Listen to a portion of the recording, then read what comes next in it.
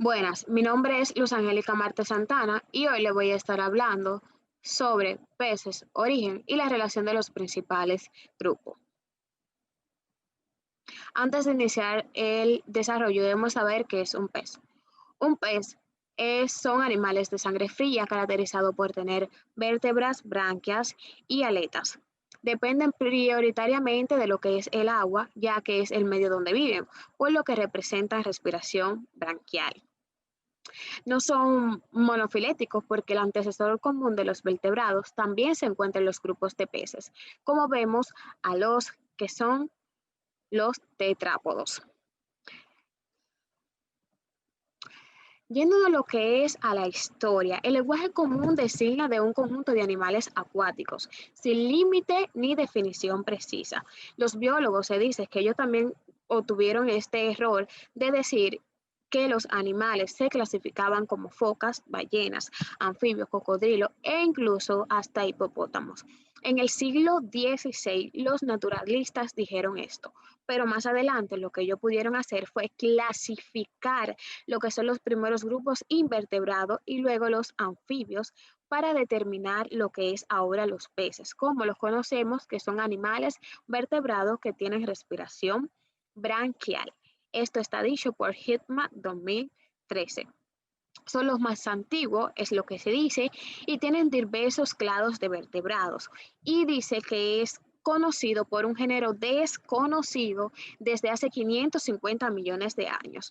Los primeros grupos, como vemos en la pantalla, los principales grupos de estos peces fueron los peces anatos, llamados anatos, que son aquellos que no tienen mandíbulas. Los peces anatos incluyen lo que son los micines y las lampreas. También están los grupos de los peces cartilaginosos. Los peces cartilaginosos son de la clase constrictos, que aquí están los tiburones, están las rayas y están los quimeras. Este es el que tiene un alato castilado. Este es un grupo de pez que tiene en vez de hueso, tiene un esqueleto. También, como vemos, están los peces óseos. Estos peces son los más abundantes en la actualidad, es lo que se dice, y son más famosos por lo que es poseer un esqueleto y también porque tienen huesos cuadrados y huesos articulados. Y por último están los peces pulmonados. Los peces pulmonados también del devoncio, esto proviene de ahí, son caracterizados porque tienen aletas, lábulas, un apéndice carnoso que salen de los radios de las aletas. Como vemos en la diapositiva, vemos la demostración que la relación de los principales grupos que están el pez pulmonado, el pez anato, el pez óseo, tanto como el pez cartilaginoso. Aquí lo podemos expresar y ver con más claridad. También esta es una ilustración de algunos peces para que puedan saber que son diferentes.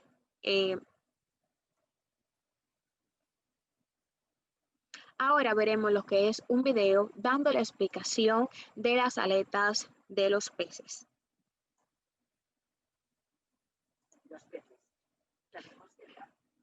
Los peces sabemos que se mueven con las aletas, pero no todas sirven para lo mismo. Hay diferentes aletas. Los peces tienen aletas pares, que son las aletas aletorales.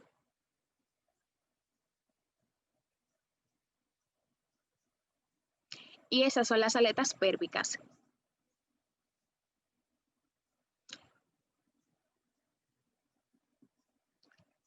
La que se está señalando ahí.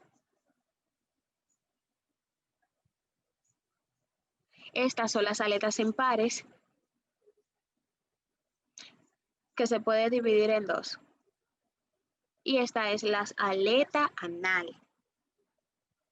Y esta es la aleta caudal, que es la más mencionada en cada uno de los peces. Y la natación se produce por la Función de la musculatura de los cuerpos. Esta es una pequeña ilustración de lo que son los peces y su movimiento a través de sus diferentes aletas.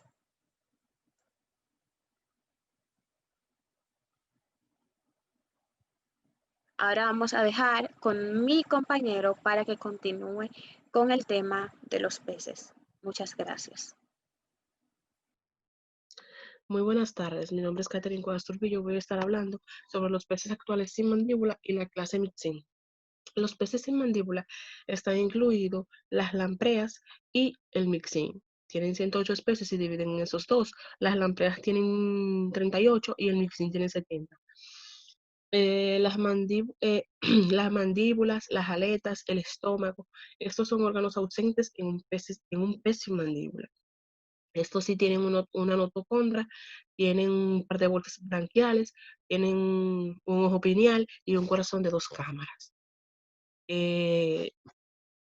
Aquí tenemos un cladograma de los peces. Las relaciones de los principales axones monofiléticos. Aquí podemos ver que los que tienen una crucecita están extintos. Los peces que tienen una crucecita, aquí, estos están extintos. Algunos de los caracteres derivados compartidos se encuentran a la derecha de la ramificación.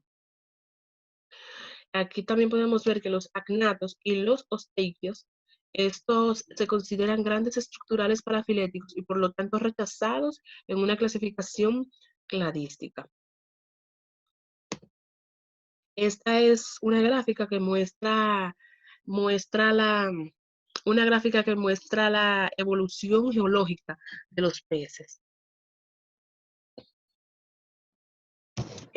Aquí vamos a hablar del Myxin. Este que ven en la figura es el Myxin atlántico, el más importante de todo el mundo.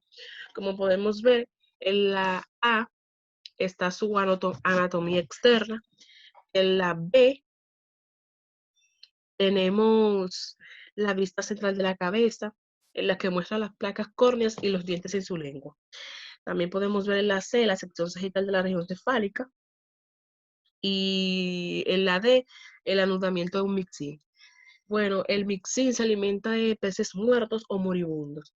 Estos no se alimentan por su olfato. Su olfato no es que o sea, no es por su olfato, por su vista. No es por su vista que ellos se alimentan porque ellos son casi completamente ciegos. Ellos se alimentan por el olfato y por el tacto, que ellos tienen bastante ágil. También tienen algo muy bueno que para defenderse usan, si sienten que si están haciendo muy agresivo con ellos, lo están agarrando con mucha fuerza, ellos botan un moco de su cuerpo como para resbalársele al que lo está sosteniendo. Estos también, como dice aquí, en la D, ellos muestran el anudamiento de un Myxin, que muestra cómo se encuentra el apoyo para sujetarse mejor a su presa. Y se sujetan así, haciendo ese nudo. Aquí tenemos 2 ejemplos de los peces sin mandíbula, como yo mencioné anteriormente, los Myxin de este lado y la lamprea de este lado. Como ya mencioné, el Myxin tiene 70 especies y las lampreas tienen 38. Hasta aquí mi parte. Yo soy Enrique y yo les hablaré sobre los petromizóntidos y una breve introducción sobre los condrictios. Los petromizóntidos, llamados así porque ocasionalmente pueden ser observados pegados a las rocas, son una clase de agnatos que se caracterizan por su boca suctora con dientes córneos, sacos nasales no conectados a la boca, 7 pares de bolsas branquiales, aletas impares, así como sus órganos sensoriales desarrollados. Los petromizóntidos, comúnmente conocidos como lampreas, son peces dulceacuícolas o anádromos. Muchas, pero no todas, son parásitas, donde se pegan a un pez por medio de su ventosa y usan sus dientes para desgarrar la carne y así poder beber la sangre del pez. Por eso las lampreas también son llamados los vampiros del mar. Para facilitar su alimentación, las lampreas inyectan anticoagulante en la herida. Una vez saciados, ellos se despegan de su anfitrión, lo que resulta en una herida que puede ser fatal para los peces. Los parásitos pueden vivir unos pocos años, luego desovan y mueren. mientras que los que no son parásitos no se alimentan. En lugar de eso, solamente viven unos pocos meses, luego se reproducen y mueren. Todas las lampreas ascienden por ríos para reproducirse. Los machos comienzan la construcción del nido, ayudados posteriormente por las hembras. Juntos crean una depresión oval. Después, la hembra se adhiere a una roca para mantenerse sobre el nido. Después, los huevos son depositados en el nido, mientras que el macho los va fertilizando. Tras la fertilización, mueren los adultos. Los huevos entonces se adhieren a las piedras del nido y son cubiertos de arena. Los huevos eclosionan 2 semanas más tarde y de ellos salen larvas, las cuales son muy diferentes a las lampreas adultas. Las larvas se mueven hacia una zona de aguas lentas donde llevan una existencia suspensívora hasta volverse adultos. Una vez adultos, migran al mar, si son marinas, para alimentarse. La clase Chondrictios son un grupo de peces con unas 970 especies vivas.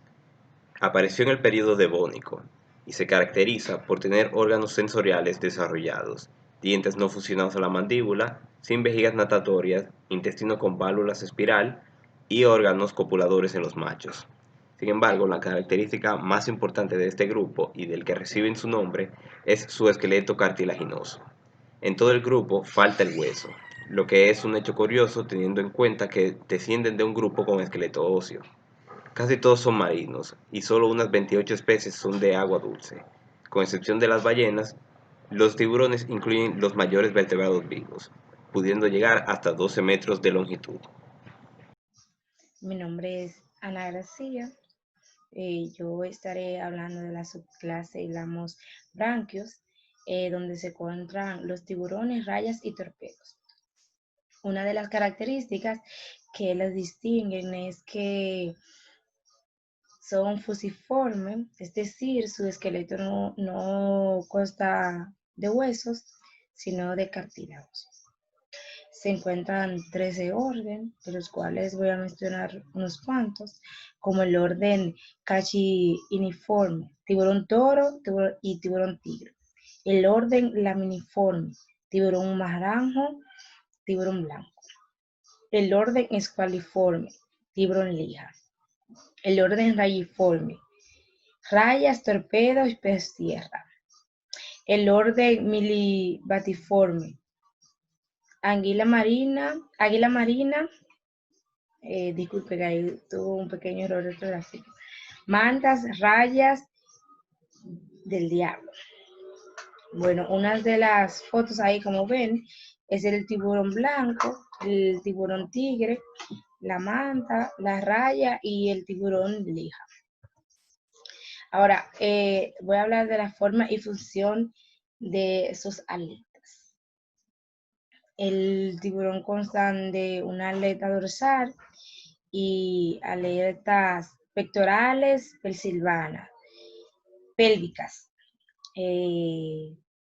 aletas branquiales y una aleta anal.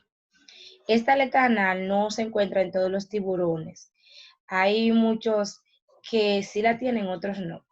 Esta aleta pélvica en los machos se convierte en un órgano de forma de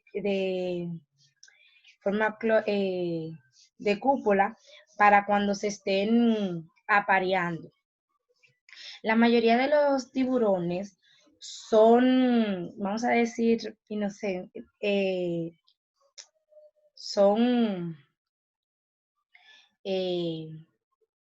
no son peligrosos, pero hay otros que sí son peligrosos para el hombre, como es el tiburón blanco, el tiburón naranjo y el tiburón tigre.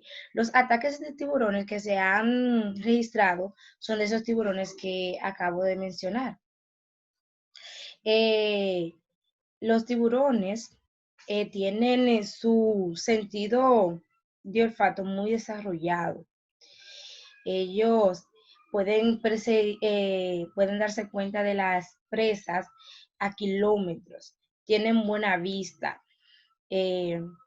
También ellos localizan a su presa a través de los sensores de movimiento. Cuando las presas se mueven en el agua, por las branquias, ellos se dan cuenta más o menos de la proximidad de donde está su presa. Tienen el cuerpo cubierto de escamas placoides que estas se encargan de ayudarlo en la turbulencia del agua cuando están nadando.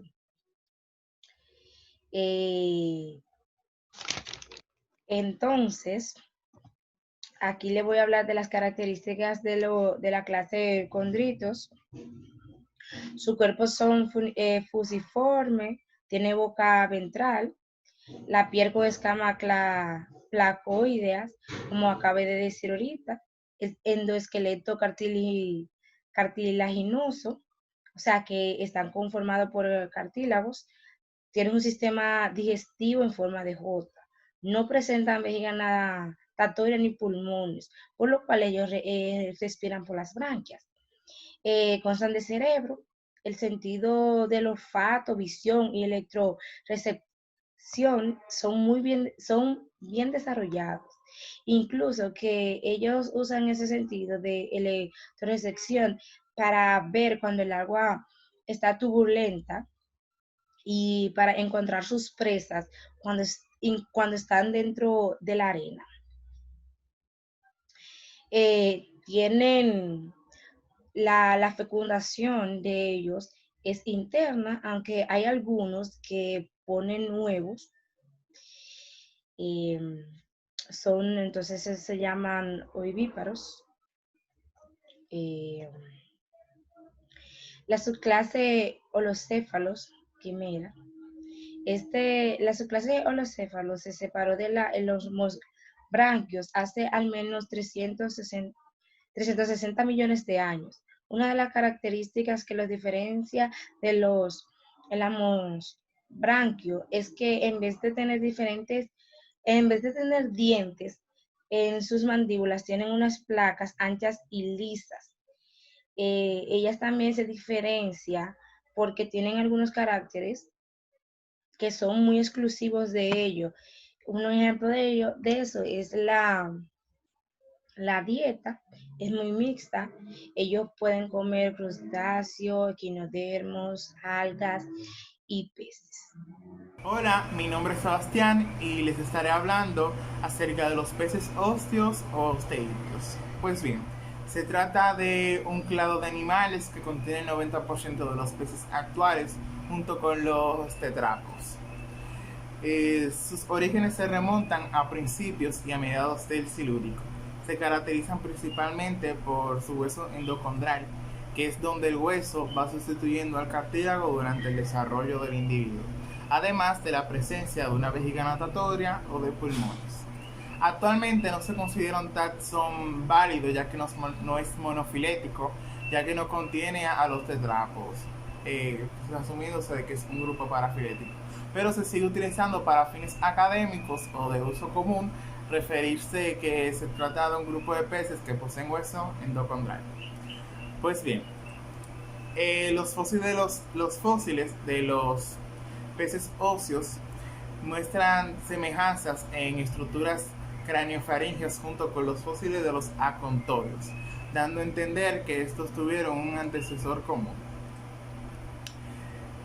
Los peces óseos se bifurcaron en dos grandes linajes: los actinopterigios, que son los peces modernos, o los peces con aletas radiadas o con radio, y los sarcopterigios, que son los peces con aletas lobuladas. Existen varias adaptaciones que permitieron la diversificación de este grupo, como pueden ver el opérculo, que se trata de unas placas óseas unidas a una serie de músculos que cubren a las branquias, como pueden ver en esta imagen. Además de la presencia de pulmones y vejiga natatoria, estos vienen de una bolsa de gas que proviene del esófago. Primero surgieron los pulmones en base a ambientes hipóxicos o con bajas concentraciones de oxígeno, y después en algunos animales se transforma en una vejiga natatoria como un dispositivo de flotación. También tenemos la especialización de los músculos de la mandíbula, y en conjunto los elementos esqueléticos relacionados con la alimentación. Les dejo con mi compañero. Muy buenas compañeros, mi nombre es Reggie Guzmán y hoy les vengo a hablar de la clase Sacropterigios o peces de aletas lobuladas, de los osículos de Weber y de la respiración de los peces. Empezando con la clase de los Sacropterigios o peces de aletas lobuladas, tenemos entre sus características que tienen un esqueleto con hueso endocondral. En sus formas más actuales se registra aleta caudal dificerca. Esto quiere decir que la aleta caudal está formada por dos lóbulos que son iguales y que se dividen por la columna vertebral. Pero en sus formas más primitivas se registra una aleta caudal heterocerca, o sea que tiene dos lóbulos diferentes, al igual divididos por la columna vertebral. Piel con escamas dérmicas, presentan aletas pares e impares, mandíbulas, sacos olfatorios pares, intestino con válvula espiral, branquias soportadas por arcos óseos y también cubiertas por opérculos, vejiga gaseosa que les ayuda en cuanto a la respiración y a la flotación, sexos separados y circulación doble. Aquí podemos observar una imagen de un sacropterigio obtenida del libro de Principios Integrales de Zoología de Hickman. Audición y osículos de Weber. Los peces detectan el sonido como vibraciones en el oído interno, pero debido a que su cuerpo tiene la misma densidad que el agua que le rodea, se hace difícil la detección de ondas sonoras, ya que esas ondas y esas vibraciones pasan a través del cuerpo del pez de manera casi indetectable. Esto los osículos de Weber lo corrigen. Los osículos de Weber son pequeños huesecillos que permiten que ellos logren captar esas vibraciones y esos sonidos desde rangos muchísimo más mayores.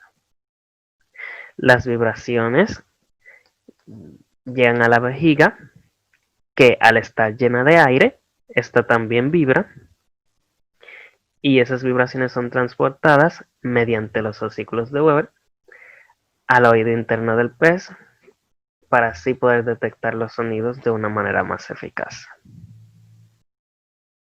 En cuanto a la distribución anatómica, aquí la tenemos también. Aquí vemos el cerebro, los canales semicirculares y antes de las vértebras y las costillas tenemos los osículos de Weber. Respiración. Las branquias de los peces están compuestas por finos filamentos llenos de vasos sanguíneos. Estos son muy sensibles y se encuentran en el interior de la faringe de los peces. Esto es muy práctico ya que le brinda protección a los delicados filamentos que podrían ser dañados muy fácilmente de estar expuestos, de no estar protegidos como lo están. Además hace que el cuerpo sea hidrodinámico y posibilita un sistema de bombeo de agua por la boca y de las branquias hacia el exterior por el opérculo. Esto quiere decir que el pez hace una succión por la boca y transporta esa agua hacia las branquias y de las branquias vuelve al exterior por los opérculos. Pero esa no es la única manera que tienen los peces para respirar, ya que hay un sorprendente número de especies que pueden lograr sobrevivir fuera del agua durante un cierto periodo de tiempo sin ningún contratiempo, respirando aire atmosférico, claro.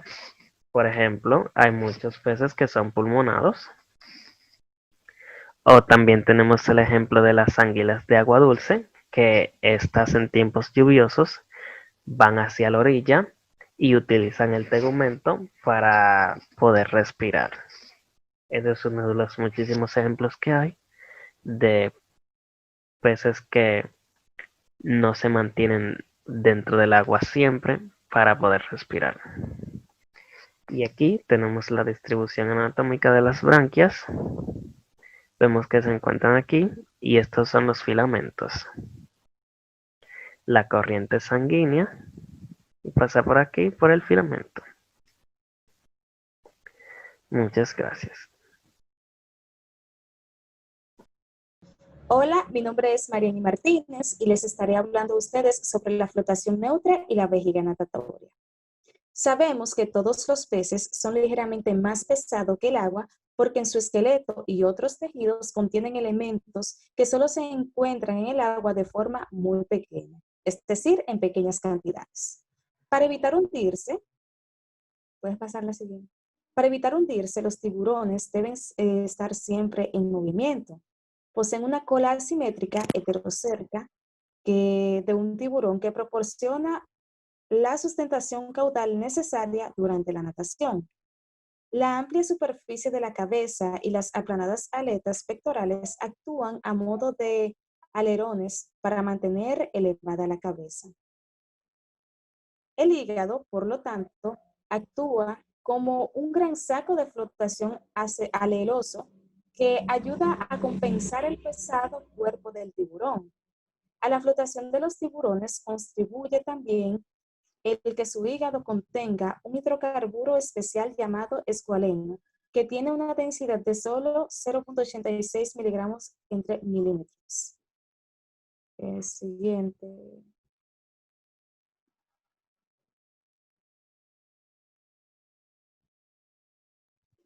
Los peces óseos pelágicos contienen una flotación neutra para mantenerse en el agua usando una vejiga natatoria rellena de gas. Está presente en la mayoría de los peces pelágicos, menos en el atún. Lo encontramos en la mayoría de los peces abisales, en las formas bentónicas, como también en los lenguados y los platijas.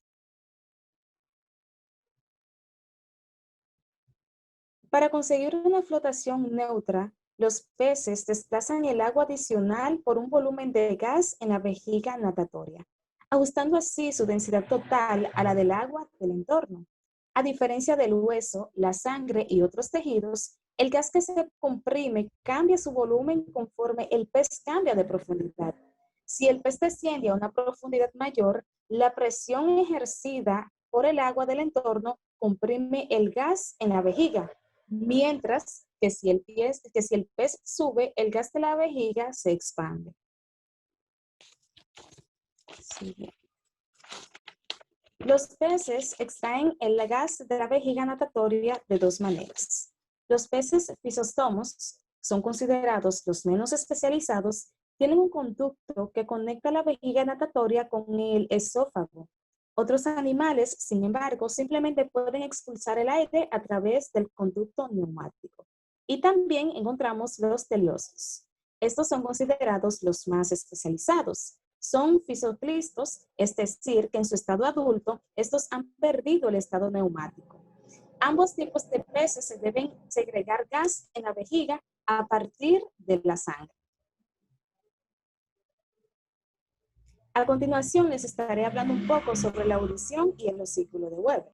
Los peces, al igual que otros vertebrados, detectan los sonidos como vibraciones en el oído interno. Esta detección les resulta un poco difícil a los vertebrados acuáticos. Para una solución a este problema, se encuentran en los ostariofisios, que son un grupo de teleostos que incluyen, entre otros, a los caracinos y a los peces gatos. Su éxito se debe en gran parte al osículo de Weber. Este es un conjunto de pequeños huesos que les permite captar sonidos tenues en un rango de frecuencia mayor que al resto de los teleostos. La recepción de los sonidos comienza en la vejiga natatoria y puede vibrar con facilidad porque está llena de aire. Las vibraciones se transmiten de forma interna a través del osículo de Weber.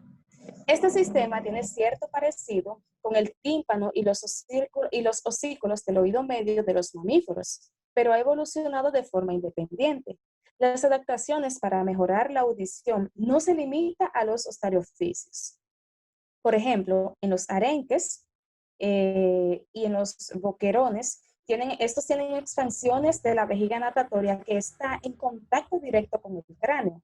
Entonces, la importancia de la vejiga natatoria en estos peces ha quedado demostrada mediante experimentos en los que se desinfla la vejiga artificialmente, lo que produce una reducción de la sensibilidad sonora.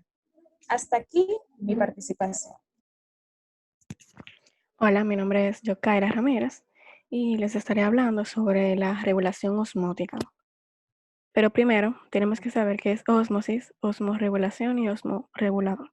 Ósmosis es el movimiento neto de agua por difusión a través de una membrana selectivamente permeable desde una región de mayor concentración de agua a otra de menor concentración. La osmorregulación es la regulación activa de la presión osmótica de los fluidos corporales, de modo que no se vuelva excesivamente diluida o excesivamente concentrada. Osmorregulador es el animal que mantiene una concentración óptima de sal en sus fluidos corporales a pesar de los cambios en la salinidad de su entorno. Estos animales no necesitan de mucha energía o de casi nada de energía para lograr esta ósmosis. Según esta característica, podemos distinguir tres clases de peces o tres tipos de peces. Están los de hábitat de agua dulce, que tienen una concentración en sus fluidos internos que es mayor a la del agua, y esta suele entrar y llevarse consigo las sales cuando sale. Están también los de hábitat marino, que tienen una concentración en sus fluidos mayor a la del agua y casi pueden deshidratarse por el exceso de sal del agua. Como podemos leer en la imagen, los peces de agua dulce absorben las pequeñas cantidades de sal en el agua por las branquias y expulsan el exceso por la orina. Los peces marinos tienen que beber agua del mar para compensar la que pierden por ósmosis, y el exceso de sal es excretado mayormente por las branquias y luego por la orina. Debido a todo este proceso y su adaptación, a los peces de agua dulce se les dificulta vivir en el mar y de igual modo a los marinos vivir en el agua dulce. Entonces tenemos también a los peces eurialinos. Estos son los que pueden ir y venir de un hábitat a otro. Algunos viven en aguas intermareales y otros viven ciclos de su vida en un hábitat y luego en otro. El comportamiento trófico se refiere a la forma en la que los organismos o los seres vivos en general se alimentan. Los peces invierten la mayor parte de su vida alimentándose o buscando alimento. Estos, a lo largo del tiempo, y como la mayoría de los seres vivos, ha tenido que evolucionar para sobrevivir, desarrollando algunos cambios en su cuerpo, así como también algunas habilidades para cazar a su presa, etc. Tenemos a los peces carnívoros, que son los que se alimentan de otros animales, o sea, comen carne. Aquí tenemos el ejemplo de la morena.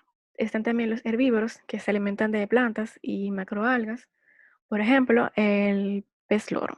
Tenemos también los suspensívoros, que engullen microorganismos marinos como el plancton. Tenemos el ejemplo del tiburón ballena. Los carroñeros se alimentan de animales muertos, moribundos. Tenemos el ejemplo aquí de las mixinas. Los detritívoros se alimentan de partículas orgánicas como fragmentos de organismos en descomposición, y los parásitos son los organismos heterotróficos que se nutren del tejido vivo de otro organismo que es su hospedador. Por ejemplo, aquí tenemos a la lamprea. Y ahora continuamos con mi compañero Marcos. Hola a todos, mi nombre es Marcos y estaré hablando acerca de las anguilas de agua dulce y la vuelta a casa del salmón. Las anguilas de agua dulce son peces catádromos, eso quiere decir que nadan hacia abajo. Los adultos viajan hacia las desembocaduras de los ríos. Los adultos no vuelven y las que vuelven son las crías, llamadas angulas. Aquí son antes se creía que las crías eran las angulas, pero se determinó que los letacéfalos es el periodo embrionario de las anguilas de agua dulce. Entonces vamos a ver que hay dos tipos de anguilas, que es la anguila europea y la anguila americana. La anguila americana tiene un proceso de vida un poco más corto que que la anguila europea. Esto porque la anguila europea tiene que pasar un desarrollo mucho más largo en lo que es el trayecto migratorio que esta presentan. Aquí podemos ver una angula, que es lo que nosotros podemos encontrar en los lechos oceánicos. Johann Smith, un biólogo danés, quien capturó miles de leptacéfalos, determinó su trayecto migratorio. Y su trayecto migratorio comprende desde las costas del continente americano y también las costas del continente europeo. Y también puedo terminar de esos dos tipos de anguilas de agua dulce. Y estas se reúnen en el mar de los Sargazos. Allí se permanecen en unos 300 400 metros, se reproducen y allí mismo mueren. Luego los leptocéfalos van creciendo y en su momento de estado más juvenil, que son las angulas, entonces van a su lugar de origen nadando arriba. Las anguilas europeas pueden durar entre 3 a 4 años para completar su trayecto y las angulas americanas unos 3 meses. Usos comerciales: son servidas en platos, son servidas y comercializadas y tienen un elevado costo. Vuelta a casa del salmón. El salmón son animales anádromos, eso quiere decir que corren hacia arriba, vuelven a su lugar de desove en los ríos de donde provienen sus padres. Los salmones del Atlántico, el salmón solar y el salmón del Pacífico comprenden 7 especies. Y todas realizan la migración. El salmón del Atlántico puede realizar el viaje de desove 2 o 3 veces y el salmón del Pacífico no. Existen 7 especies de salmones, entre ellas hay diferencias importantes. Aquí podemos ver el salmón del Atlántico, y también podemos ver lo que son los salmones del Pacífico, que son mucho más variados. Salmón Suke, salmón japonés Mosu, salmón King, etcétera, etcétera. El Suke, por ejemplo, tiene que recorrer cientos de millas a través del Pacífico durante 4 años, aumentando de peso de 2 a 5 kilogramos. Entonces vuelven irremediablemente a desovar en las coberturas de los ríos donde hicieron sus padres, y allí también mueren. Mecanismo de orientación: el olfato, la luz del sol, campo magnético terrestre, corrientes oceánicas, los gradientes de temperatura, disponibilidad de alimentos y también corriente costera donde se encuentra su río, o sea, dejándose guiar de las corrientes costeras. Cambios fisiológicos: durante el viaje el macho va transformando su color y aspecto. No solamente el macho, también la hembra ocurren cambios, pero no son tan significativos como el macho. El macho le crea un gancho en el cual los ayuda a pelear por las mejores zonas y las mejores hembras. Aquí podemos ver el macho de Sukei con un color bastante rojizo. Reproducción: la reproducción de los salmones es por reproducción externa, o sea, la hembra deposita los huevos en el nido, el macho entonces lo libera, le da espermatozoide, el desarrollo ocurre durante unas cuantas semanas, y el alevín, entonces cuando nace el alevín, arrastra un saco embrionario. Esto le ayudará a alimentarse durante las próximas semanas hasta que pueda tener edad suficiente para abandonar el nido. Importancia económica: podemos ver que pueden ser pescadas, como también pueden ser criadas en granjas de peces, y son bastante importantes en la economía de muchos países. Muchísimas gracias, hasta aquí lo dejo. Hola, soy yo nuevamente y les estaré hablando acerca de la reproducción de los peces. Pues bien, los peces básicamente son dioicos, tienen una fecundación externa y un desarrollo externo, como pueden ver en esta imagen. La hembra lanza los huevos y el macho lanza el esperma. La fecundación sucede en un ambiente acuático, y como pueden ver aquí, el desarrollo externo que tienen el embrión, pero siempre hay excepciones a la regla. Hay casos de hermafroditismo, por ejemplo, en los peces payasos, casos de oviparismo o de viparismo, por ejemplo, en los peces guppies o en la familia de los tiburones. En esta misma familia, los machos tienen órganos para la copulación, por lo tanto la fecundación es interna. Y también se pueden ver en rayas y en especies de celacanto como la Latimeria calumnia. Pues bien, las estrategias reproductivas que poseen los peces varían en cada especie. Hay algunos que lanzan una cantidad masiva de gametos al ambiente acuático por parte de ambos sexos, como se pueden ver en los salmones, aunque en este existe un cortejo previo para el mismo.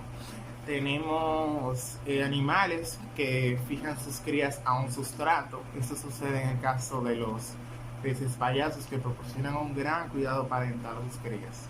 Aquí tenemos, por ejemplo, a los peces beta, que comúnmente nosotros los dominicanos que lo utilizan en la pelea, proporcionan un gran cuidado parental. Aquí pueden ver incluso los alevines, aquí se les puede ver la colita que tienen y el padre los va cuidando. Esto suele suceder en especies de ríos que tienen huevos relativamente grandes con respecto al adulto y son pocos, y así se proporciona un mayor cuidado parental. Aquí tenemos, por ejemplo, esta especie de pez que está cuidando sus crías en su boca. O sea, las estrategias reproductivas varían en cada especie. Pues bien, el desarrollo embrionario es progresivo, como podemos ver, que ya a las 24 horas se tiene el embrión del pez, y a los 4 días el alevín sigue con su saco vitelino, y podemos ver que es relativamente grande con respecto al alevín, y este saco vitelino es nutritivo y es de donde el alevín se alimenta. Este lo absorbe hasta que su boca y su tracto digestivo esté completado, para así alimentarse por su propia cuenta. Ahora les estaré hablando acerca de la clasificación de los peces actuales, que esto es una recopilación de todo lo que el grupo ha hablado, mis compañeros, y me está ayudando un experto en peces, el pez, que es un experto en el tema, y no es porque sea un pez, tiene un grado en biología, una especialidad de peces de la Universidad Acuática del Caribe, pero nada, lo estarán viendo. Nosotros empezamos entonces con el filo de los cordados, que es donde nosotros como seres humanos pertenecemos. Nos encontramos en el subfilo de los vertebrados o los craneados, y dentro de este nos encontramos a la clase de los myxinomorfos. Dentro de los myxinomorfos tenemos la clase de los myxines. Los myxines no tienen aletas pares, no tienen vértebras, tienen 4 pares de tentáculos, o sea, ya lo pueden ver, y no tienen mandíbula. Hola, soy Hermita el pez. Tengo aquí la superclase Petromyzontóforos. La clase Petromyzontidos, las lampreas, poseen una boca suctora, dientes córneos y ojos bien desarrollados. Glu, glu. Tenemos la superclase de la natostomados, que son los animales que tienen mandíbula, y obviamente nosotros los mamíferos y los seres humanos estamos en ellos. Tenemos la clase de los condrictios, que son los peces cartilaginosos. Estos peces, como su nombre le indica, su esqueleto está constituido solamente de cartílago y sus dientes no están fusionados a la mandíbula. Sin vejiga natatoria y órganos copuladores de los machos. Glu, glu. Tenemos la subclase de las elasmobranquios, donde se encuentran los tiburones, rayas y torpedos. Además, Sebastián, poseen escamas placoideas o derivados, y su mandíbula no está funcionada al cráneo, y órganos copuladores en machos. Glu, glu. Tenemos la subclase de los holocéfalos, que son las quimeras. No poseen escamas, poseen opérculo y sus mandíbulas están dentadas. Clase Actinopterigios, que es donde yo pertenezco, amigos, que son los peces con aletas de radio. Glu, glu. Tienen esqueleto osificado, opérculo, aletas pares, musculatura pendicular, vejiga gaseosa y dientes abiertos de esmalte. Glu glu. Tenemos la subclase de cladistios. Tenemos los condóstreos, pez espátula o esturiones. Y tenemos los neopterigios. Glu glu. Clases Arcopterigios, que es el grupo hermano de los tetrápodos. Estos son los peces de aletas lobuladas, tienen un esqueleto osificado, poseen opérculo, muchos poseen una vejiga natatoria o pulmones, además de que poseen dientes cubiertos de esmalte. Muchas gracias a Hermit el pez por participar con nosotros. Y esto ha sido todo por la exposición, espero que hayan aprendido y muchas gracias por su atención. Nos vemos.